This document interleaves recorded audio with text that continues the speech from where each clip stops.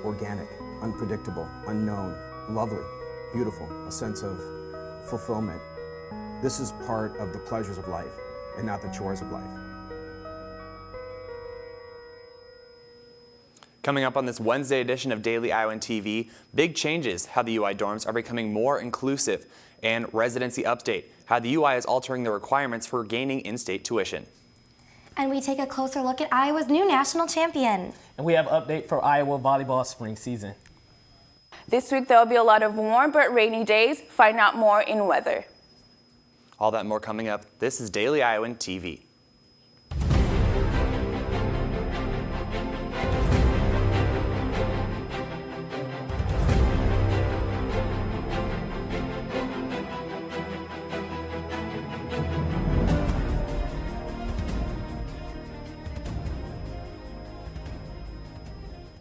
Good morning and thanks for joining us. I'm Cole Johnson. The University of Iowa is working with more than 500 other institutions to support the rights of all students to earn an education. Universities from across the nation have vowed to work with the Trump administration to continue to protect immigrant minors. This initiative was started by the Obama administration with the creation of the Deferred Action for Childhood Arrivals Executive Order. In an interview with the Daily Iowan earlier this month, President Harold commented on the issue, saying that DACA students are as welcome as anybody else and that everyone is welcome. Out-of-state students have the option to gain residency to lower their tuition costs. This already difficult process is going to be changed to become even a little bit more challenging. Reporter Alexis Tanzi has more.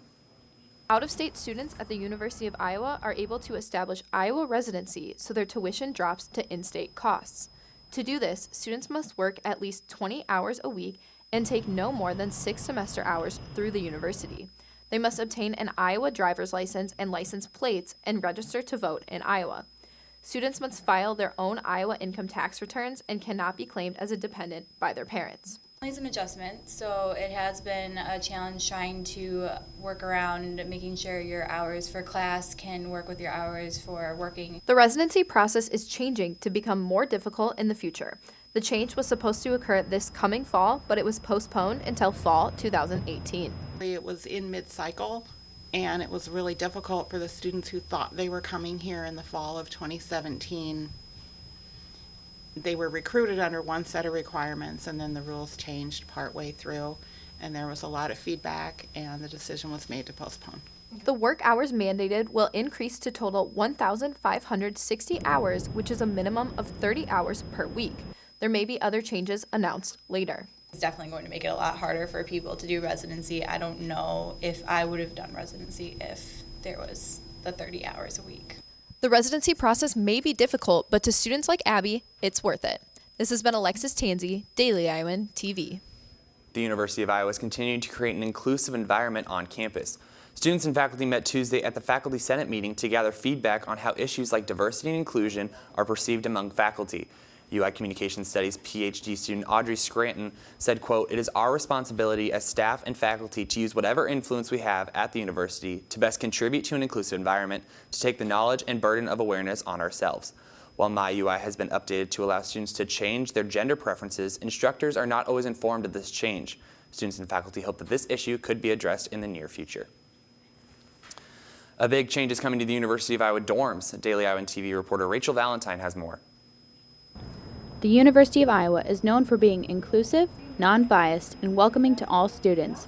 To progress this continuing pattern, the University of Iowa Housing and Dining has added a new gender-inclusive housing opportunity for fall of 2017, specifically aimed towards students who may identify as transgender, queer, non-conforming, and/or non-binary. I think it's a really great opportunity for people to come here and feel much more comfortable. So living with people that they already know, maybe not someone of the same gender, but someone they know and feel comfortable with, I think it could make their transition into college and being at the university a lot easier. This option will be included in all halls on campus, and the students will also have the opportunity to participate in living and learning communities. Housing and Dining states that all residents are able to participate in gender-inclusive housing, but must opt in. Friends of different genders or siblings are allowed to apply, but this is not used for romantic partners. I think it's a good opportunity for many students, and not a lot of colleges are doing it. 2 known universities are also implementing this, Iowa State and UNI. Reporting from the Iowa Memorial Union, I'm Rachel Valentine with Daily Iowan TV. The weather here in Iowa has been all over the place. We've seen some snow in Des Moines, and then we've seen some spring weather here in Iowa City. Afe, what's it looking like for the rest of the week here in Iowa City? Well, Cole, it looks like the slightly warmer weather will be sticking around for the rest of the week. This afternoon, we'll see temperatures at 45 degrees with partly cloudy skies. As we dip into the evening, temperatures will be just about freezing at 33 degrees. Tomorrow morning, we'll see temperatures at 47 degrees with cloudy skies. Now let's take a look at the 6-day extended forecast. On Thursday, those cloudy skies will be sticking around the temperatures in the mid-40s. Heading into the weekend, expect some showers. On Friday, the high will be in the 70s with a low in the 50s with a 40% chance of rain. On Saturday, we are looking at an 80% chance of rain with temperatures staying right around 50 degrees. On Sunday, temperatures will be within the 40s with a high in the low 50s. Finally, on Monday and Tuesday, we will see high temperatures in the mid-50s with a 50% chance of rain on Monday. That is your weather for the week. Cole, back to you. A new bill is currently being worked on in the Iowa legislature following a situation at the Iowa City Public Library. The library was receiving complaints about cameras that were installed in the bathrooms 2 months ago. The new bill, if passed, would immediately ban government entities in Iowa from installing video or audio monitoring devices in public bathrooms or locker rooms. Locations covered by the bill include libraries, schools, and other government offices. The bill passed with unanimous support from the Senate Government Oversight Subcommittee and will move on to the Senate for the further revision and to be voted on at a later time. Early Tuesday morning, President Trump's administration announced that they would be implementing an electronics ban on 10 Muslim-majority countries. The ban would prevent any electronics to be taken on a flight that are larger than a cell phone. This comes just days after the United States Intelligence Committee, discovered that an al-Qaeda affiliate was perfecting the ability to hide explosives in computer batteries and other electronics. Following the announcement, the UK decided to follow in their footsteps and declare a similar ban on electronics coming into their country by airlines. One Iowa City police officer has come up with a new way to track down stolen cell phones and laptops. Officer David Schwint created the new computer program called Latent. The program uses the Media Access Control Address, which is a unique identifier for Wi-Fi-able electronic devices. The officers can drive around in their squad car and get an alert when they come near a registered stolen device. The program will allow them to pinpoint where the electronic devices are located. Webster County citizens are shocked to learn that 2 bald eagles have been shot and killed. The Iowa Department of Natural Resources are investigating the killings that happened less than 10 miles apart. Officials believe that the cases are related and because of similar guns used in the killings. Anyone with information is encouraged to call the Turn-In Poachers tip line at 1-800-532-2020. It is legal to poach eagles as they are federally protected. Organic diets are becoming more and more popular, but with more expensive prices than a typical grocery store, this diet might be out of reach. Daily Iowan TV reporter Gustavo Mir has more on how one Iowa City grocery store is working with students. Customers can apply to become members of New Pioneer Foods' very own co-op. Working member opportunities exist where customers help at their cooking classes. Customers also earn a gift card. The co-op is owned by their member-owner shopper. 34,000 people invested $60 to own 1% share of the store in the Working Member Program. New Pioneer's alternative choice helps students afford healthier food options. We're a democratically controlled grocery store, which means you get to vote for how things, the long-term goals of the co-op and the board of directors and that sort of stuff. And if you ever move away from Iowa City, say you're done with school, you can always sell your share back for $60. But a lot of people hang on to it forever because they find themselves in this situation where they want to use their member number when they come back to Iowa City. Jeannie herself offers tours of the store to many classes, from environmental studies to public health to the School of Business, focused on cooperative business structure. The tours also include fun food samples. The food co-op advertises to students in various ways. Social media, we're most recently on the Pocket Points app. We do a newsletter distribution on campus as well as the occasional co-op campus coupon distribution. Reporting from New Pioneer Food Co-op, Gustavo Meyer, Daily Iowan TV. And we got an update on Hawkeye Athletics. Let's toss it into the sports studio for more. Thanks, Cole. Yes, it was both a successful and unsuccessful past weekend for Hawkeye sports. That's right, Taylor. Between men's basketball, heartbreaking loss, and the Hawkeye wrestling team now having a national champion, it was definitely an exciting weekend. Speaking of the wrestling success, Hawkeye wrestler Corey Clark was able to achieve his dream of becoming a national champion this past weekend at the 2017 NCAA Wrestling Championships in St. Louis. Zach Lohman was there to tell us more. Even though he was struggling with injury and had to sit out some major events this season, senior Corey Clark came out victorious Saturday night to win a 2017 national championship in the 133-pound weight class. Am I ever going to get back on the mat? I thought my season was over. You know, Tom talked me out of that thought process. I worked real hard at it. Rehab every day, 3 times a day, icing. You know, 2 weeks not seeing the mat once.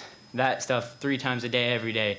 On the Airdyne bike, going until I was freaking couldn't walk. You know, I finally can get back on the mat. A couple weeks later, boom, blows out again. Because could he go on some dates that we kept him out? And he could have went. But we had to be smart. It's like I talked a couple different times this year on, you know, it's a 5th-year senior, he's got wear and tear on him. And you got to be smart, especially in a situation where you're nicked up like that. It's incredible to finally get this done. I've had two years in a row where I spent weeks in my basement just pouting, just being a baby. Just, you know, not in a good spot and not doing the right things. And today, I can look forward and know in 2 weeks I won't be in my basement with my headphones turned all the way up and crying 2 weeks from now.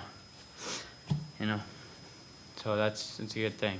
Reporting from the Scott Trade Center, this has been Zachary Lohman with Daily Iowan TV Sports. Head coach Tom Brand hopes Clark will continue his wrestling career with the Hawkeye Wrestling Club. The men's gymnastics team had their last home meet of the season on Monday against Nebraska, where the seniors gave Carver Hawkeye Arena something to remember. Liv Corbett was there to tell us more. With it being senior day, what better way to end than with a season best? Here at Carver Hawkeye Arena, senior Corey Patterson was able to find his season best on high bars with a 14.4, helping the Hawkeyes find their victory over Nebraska. I feel like I went out there and I did exactly what I wanted to do, especially high bar. I went up there, there wasn't really any pressure. Just went up, wanted to have some fun for my last routine, and that's what I did. And the fun did not stop there. Patterson also rounded in the top 5 on floor, contributing to the Hawkeyes' season high of a 68.85.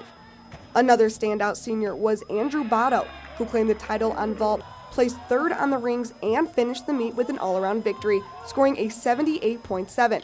Although an important meet, Botto looks to use this as momentum going forward.